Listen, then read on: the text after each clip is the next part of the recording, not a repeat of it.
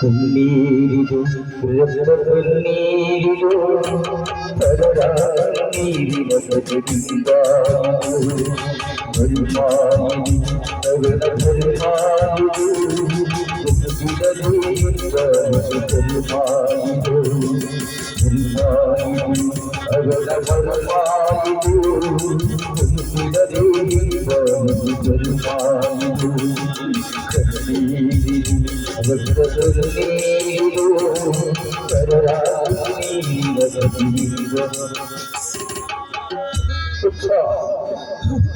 ಹೊಡಿಯಬೇಡಪ್ಪ, ನಾನು ಹುಚ್ಚನಲ್ಲಪ್ಪ, ಹೊಡಿಯಬೇಡಿಯಪ್ಪ, ನನ್ನನ್ನು ಜೀವಿಸಲಿಕ್ಕೆ ಬಿಡಿ.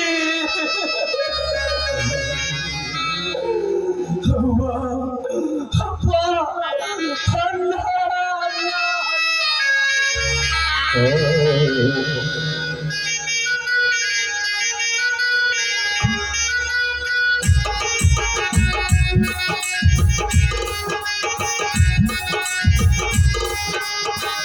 ಅಯ್ಯ ಅಮ್ಮಯ್ಯ ಧರ್ಮ ತಾಯಿ ತಂದೆ ನೀಡಿಸುವನೇ ಅಯ್ಯ ಅಮ್ಮಯ್ಯ ಧರ್ಮ ತಾಯಿ ತಂದೆ ನೀಡಿಸುವನೇ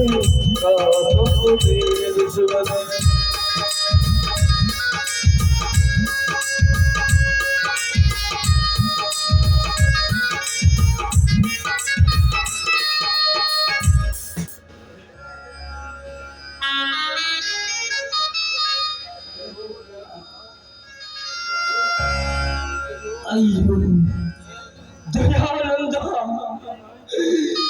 ಏನಾಯ್ತು ಎಂದು ನಿನ್ನ ಪಾಲು. ಹಿಂದೊಮ್ಮೆ ಹಾರಗಳ ಮೇಲೆ ಹಾರ, ತುರಾಯಿಗಳ ಮೇಲೆ ತುರಾಯಿ ಅರ್ಪಿಸುತ್ತಿದ್ದರು ಜನ.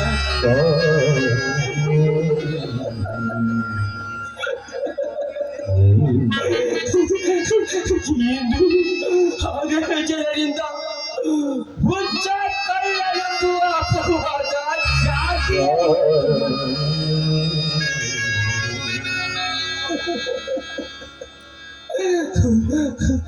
ನಂಬಿ ನನ್ನವರು ಯಾರು ಇಲ್ಲದೆ ಈ ಸಮಾಜದಲ್ಲಿ.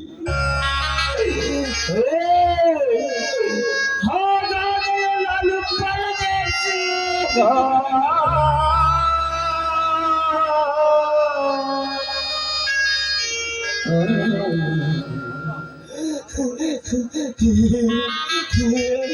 ಅಲ್ಲ, ನಾನು ಪರದೇಶಿ ಅಲ್ಲ. ನಿನ್ನಂತ ಜನ ಈ ಜಗತ್ತಿನಲ್ಲಿ ಎಷ್ಟೋ ಜನ ಇದ್ದಾರೆ. ಅವರೆಲ್ಲ ನನ್ನ ಬಂಧು ಬಾಂಧವರು.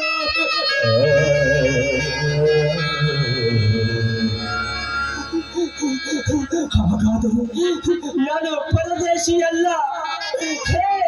ನಾನು ಪರದೇಶಿ ಅಲ್ಲ.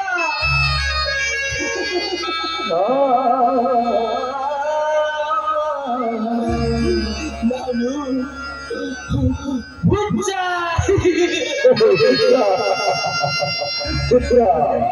ನಾನು ಹುಚ್ಚ.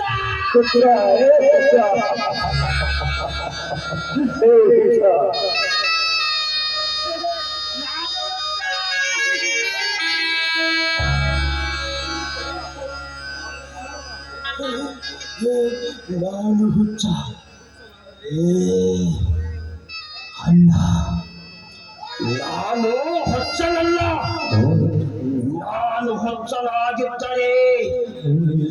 ನಾನು ಹುಚ್ಚನಾಗಿದ್ದರೆ ಈ ಜಗದ ಪರಿವಿಲ್ಲದೆ ಕಣ್ಣು ಮಣ್ಣು ತಿಂದು ಕತ್ತಲೆ ತಿರುಗುವರು ಹುಚ್ಚರು.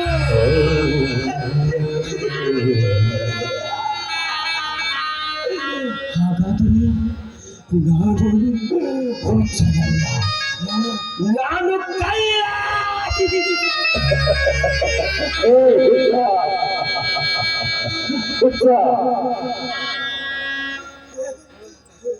ನಾನು ಕಳ್ಳ.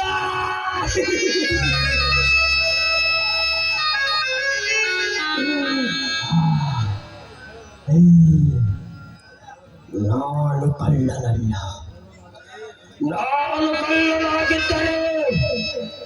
ನಾನು ಕಳ್ಳನಾಗಿದ್ದರೆ ರೈಲ್ವೆ ಸ್ಟೇಷನಲ್ಲಿ, ಬಸ್ ಸ್ಟ್ಯಾಂಡಿನಲ್ಲಿ ಜೇಬು ಕತ್ತರಿಸುತ್ತಾರೆ. ಪೊಲೀಸ್ ಸ್ಟೇಷನ್ ಅಲ್ಲಿ ಅವರ ಫೋಟೋ ಇರುತ್ತದೆ. ಅವರು ಕಳ್ಳರು. ಹಾಗಾದರೆ ನಾನು ಕಳ್ಳನಲ್ಲ.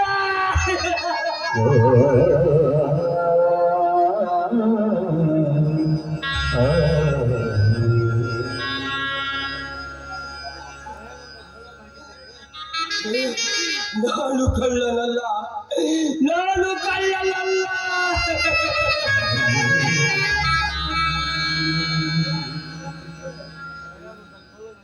ಹೇ ದಯಾನಂದ, ನೀನು ಕಳ್ಳನಾಗದಿದ್ದರೆ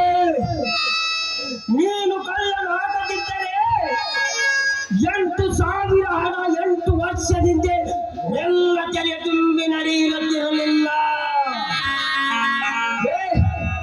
ಹಾಗಾದರೆ ನಾನು ಕಳ್ಳ.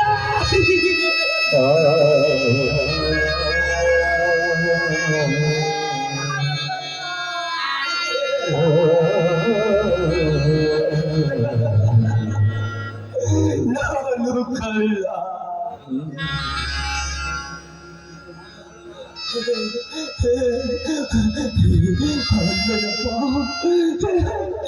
ನಾನು ಕಳ್ಳನಲ್ಲ. ನಾನೊಬ್ಬ ವಿಧಿಯ ವಿರಾಟಪ ಸ್ವರೂಪದ ಸಿಲುಕಿದ ಮನುಷ್ಯ.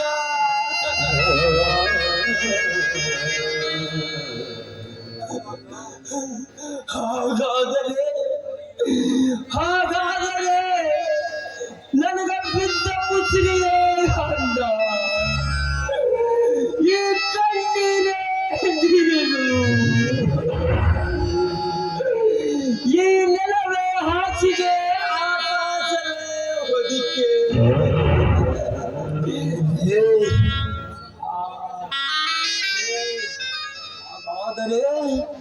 ಹಾಗಾದರೆ ನಾನೊಬ್ಬ ದೊಡ್ಡ ರಾಜ.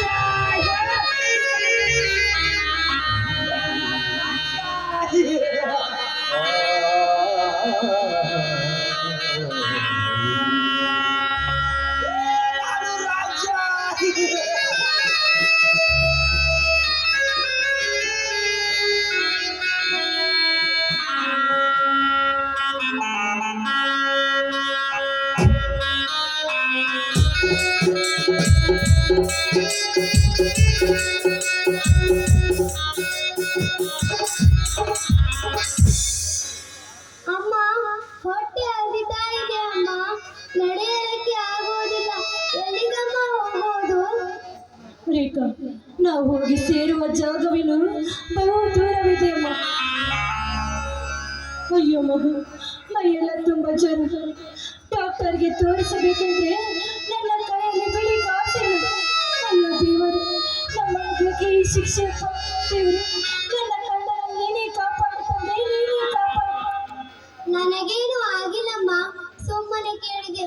ನೋಡಮ್ಮ, ನಮ್ಮ ಹಾಗೆ ಯಾರೋ ಒಬ್ಬರು ಅನ್ನ ಅನ್ನ ಎಂದು ನರಳುತ್ತಿದ್ದಾರೆ.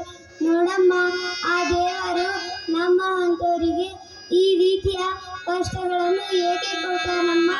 ನಮಗೆ ಮನೆಯಲ್ಲಿ ಅಪ್ಪ ಮಾವ ಯಾರೂ ಇಲ್ಲವೇನಮ್ಮ?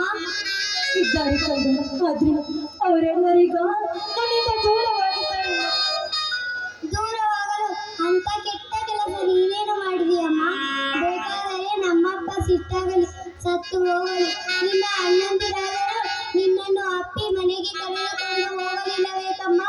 ನಾನಾದರೂ ಹಾಯಾಗಿ ಅನಾಥಾಶ್ರಮದಲ್ಲಿ ಸರ್ಕಾರ ಕೊಟ್ಟ ಅನ್ನ ತಿಂದು ಹಾಯಾಗಿ ಗೆಳತಿಯರ ಜೊತೆ ಓದಿಕೊಳ್ಳುತ್ತಿದ್ದೆ. ಸುಮ್ಮನೆ ನನಗೇಕೆ ಕರೆದುಕೊಂಡು ಬಂದಿಯಮ್ಮ? ಮಾತನಾಡಿಕೊಂಡು ಚಿಕ್ಕವರಿಂದ ಹಿಡಿದು ಹಿರಿಯರವರೆಗೂ ಬಯಸಿಕೊಳ್ಳುವುದು ಆ ದೇವರು ನನ್ನನ್ನು ಹಣೆಯಲ್ಲಿ ಬರುತ್ತಿರುವಾಗ ನೀನಾದರೂ ತಪ್ಪೇನಿಲ್ಲ. ನಾನು ಮಾತನಾಡಿದ ತಪ್ಪಾದರೆ ಕ್ಷಮಿಸಮ್ಮ. ನೋಡಮ್ಮ, ಆ ತಿರುಕ ಬಿದ್ದು ಉರುಳಾಡುತ್ತಿದ್ದಾರೆ. ಎಬ್ಬಿಸಿ ಕುಂದ್ರಿಸೋಣ ಬಾರಮ್ಮ. ಆಗ್ಲಿ, ನಡಿಕಂದ ಹೋಗೋಣ.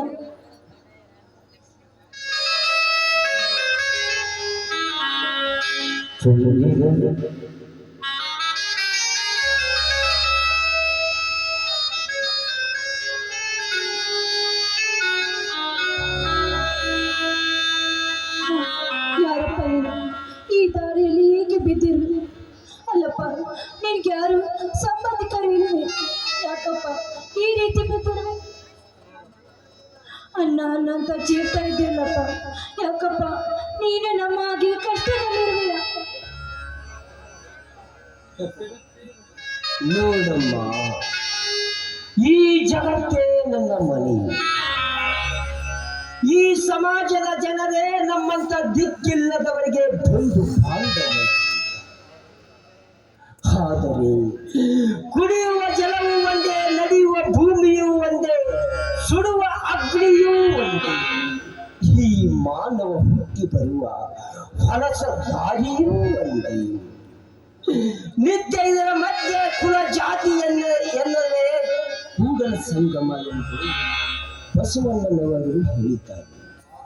ಆದರೆ ಅಂತ ಮಹಾತ್ಮರನ್ನೇ ಹೊಳೆ ಹಾರಿಸಿದ ಈ ಕೈತಲಿಯ ಮಾನವ. ನೋಡಮ್ಮ, ನಾನು ಸಂಸಾರದಲ್ಲಿ ಮುಳುಗಿ ತ್ಯಾಗ ಮಾಡಿ ಬಂದ ಫಲಶೀಲಿ.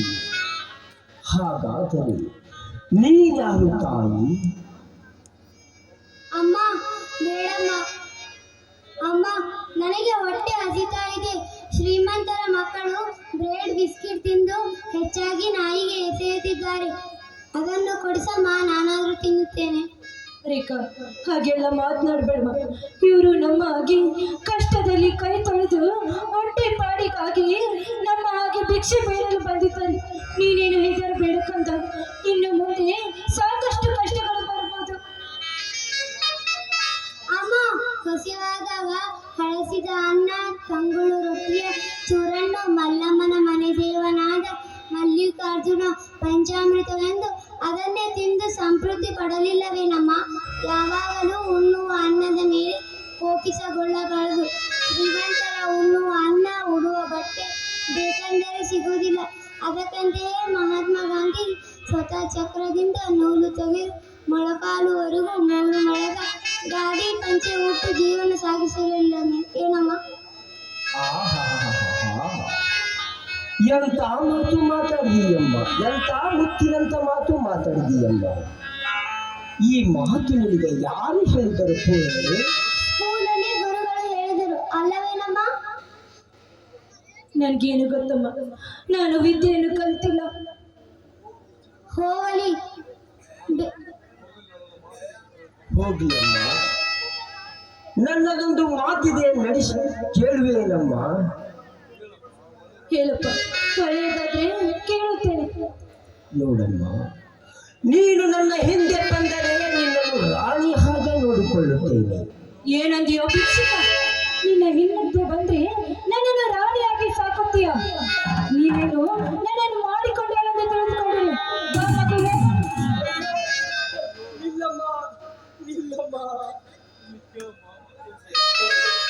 ಇಲ್ಲಿ ಕೇಳಮ್ಮ, ಮತ್ತೊಂದು ಅಪವಾದ ಹೊರಿಸಿ ಹೋಗಬೇಡಮ್ಮ. ಈ ತಿರುಗ ನಾನು ಹೇಳಿದ್ದು ಹಾಗಲ್ಲಮ್ಮ. ಈಗಿನ ಕಾಲದ ಸಮಾಜದಲ್ಲಿ ಒಂಟಿ ಹೆಣ್ಣು ಸಿಕ್ಕರೆ ಏನೆಂದು ಹೇಳುತ್ತದೆ ಈ ಗಂಡು ಸಮಾಜ.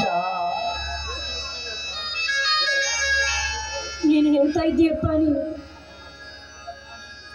ನೋಡಮ್ಮ, ನೀನು ಧನಿಕರ ಮನೆಗೆ ಹೋಗಿ ಅಪ್ಪ ಹಸಿವಾಗಿದೆ ಭಿಕ್ಷೆ ನೀಡಿ ಎಂದು ಕೇಳಿದಾಗ ಧನಿಕರು ಏನು ನಿನಗೆ ಹಸಿವಾಗಿದೆಯಾ ಎಂದು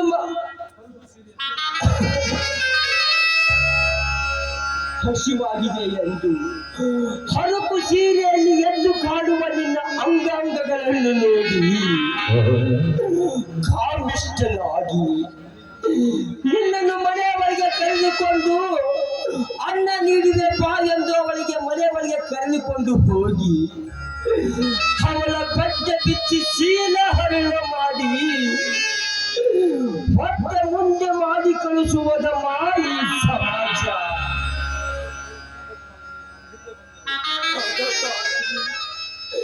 ನೀನು ನನ್ನ ಹಿಂದೆ ಬಂದರೆ ನನ್ನ ಮನ ಹುಟ್ಟಿದ ತಂಗಿಯಂತೆ ನೋಡಿಕೊಳ್ಳುತ್ತೇನಮ್ಮ.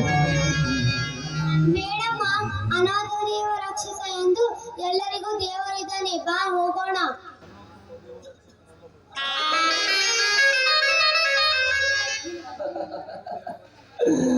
ಅನಾಥೋ ದೇವೋ ರಕ್ಷಕ ಅಲ್ಲಮ್ಮಲ್ಲಿ, ದೇವೋ ದುರ್ಬಲ ಘಾತಕ. ನೀನು ಇನ್ನು ಚಿಕ್ಕವಳು, ನಿನಗೆ ಗೊತ್ತಿಲ್ಲಮ್ಮ ಈಗಿನ ಕಾಲ. ಆಯ್ತಣ್ಣ, ಅಣ್ಣ ತಿಳಿಯದೆ ಸಿಟ್ಟಿನಿಂದ ನಿನಗೆ ಬಾಯಿಗೆ ಬಂದ ಹಾಗೆ ಬೈದು ಬಿಟ್ಟೆ. ನಿನ್ನ ಹೊಟ್ಟೆಯಲ್ಲಿ ಹುಟ್ಟಿದ ಸಹೋದರಿಯಾಗಿ ನನ್ನನ್ನು ನೋಡ್ತಾ ಇದ್ದೆ. ಅಣ್ಣ, ನಾವೀಗ ಎಲ್ಲಿಗೆ ಹೋಗೋದಣ್ಣ? ಚೀ ಬೇಡಮ್ಮ, ಎಂತ ಮಾತು ಮಾತಾಡಿದೀಯಮ್ಮ ಈ ತಿರುಕಲ್ಲಿ. ಅಲ್ಲಿ ನೋಡಮ್ಮ, ಅಲ್ಲಿ ಕಾಣಿಸ್ತಿದೆಯಲ್ಲ ದೇವಸ್ಥಾನ. ನೀವಿಬ್ಬರು ಅಲ್ಲಿ ಕುಳಿತುಕೊಳ್ಳಿರಿ, ನಾನು ಭಿಕ್ಷೆ ಬೇಡಿ ಹಣ ತರುತ್ತೇನೆ. ಮಾಮ, ಗಂಡಸರು ಕೈವಡ್ಡಿ ಹಣ ಕೇಳಿದರೆ ಈಗಿನ ಕಾಲದಲ್ಲಿ ಯಾರು ಕೊಡುವುದಿಲ್ಲ. ನನ್ನಂತ ಹುಡುಗಿಯರು ಕುಡಿದರೆ ಎಲ್ಲರೂ ಕೈ ತುಂಬ ಹಣ ಕೊಡ್ತಾರೆ. ನನಗೂ ಸ್ಕೂಲಲ್ಲಿ ಗುರುಗಳು ಹಾಡಲು ಕಲಿಸಿದ್ದಾರೆ. ನಾನು ನಿನ್ನ ಜೊತೆ ಡ್ಯಾನ್ಸ್ ಮಾಡುತ್ತೀನಿ. ಆಯ್ತಮ್ಮ, ನೀವು ಇಬ್ಬರು ಹಾಡಿ ಕುಣಿಯರಿ, ನಾನು ಧನಿಕರು ಹಾಕಿದ ಹಣ ಆರಿಸಿಕೊಳ್ಳುತ್ತೇನೆ.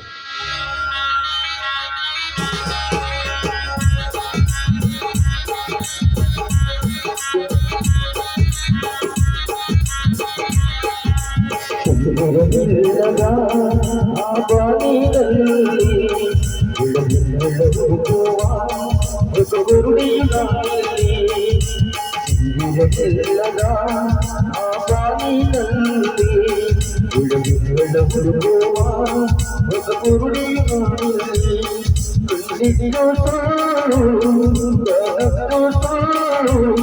ನಿಜ ಹೇಳಲು ಬಾಯಿಲ್ಲ ನನಗೆ.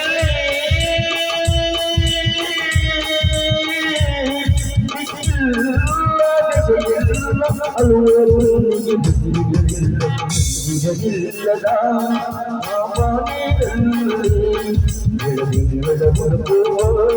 ಮುಖಪೂಡಿಯು ನಾನಿಲ್ಲೇ.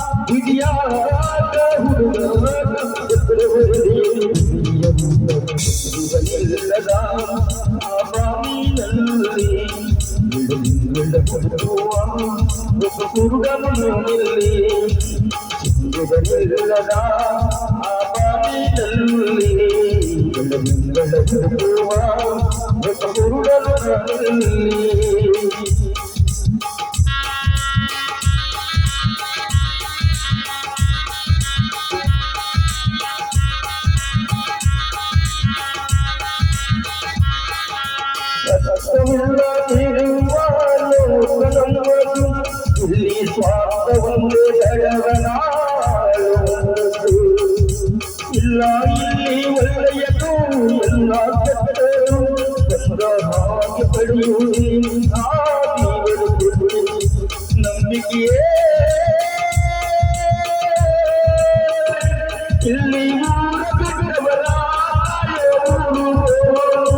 ಆದರೆ ಬಿಟ್ಟವರ ಸುಡಲೇನು, ಅದು ಯಾರು ಬರುವುದು ಗಾಯದ ಮೇಲೆ ಇರಲಿಲ್ಲದ ಬಾಗಿಲಲ್ಲಿ ಬೆಳಕಿಗಳ ಬರುವ ಸುಖದಲ್ಲಿ.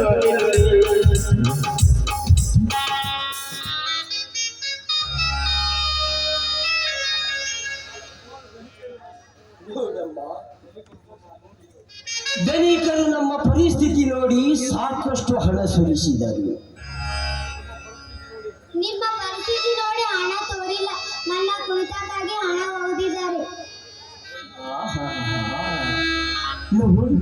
ನೀನು ಏನು ದೊಡ್ಡ ಸಿನಿಮಾ ತಾರೆ ಮಾನಸಿರಿ ನನ್ನ ಮತ ನೋಡಿ ಒದಗಿದ್ದಾರೆ.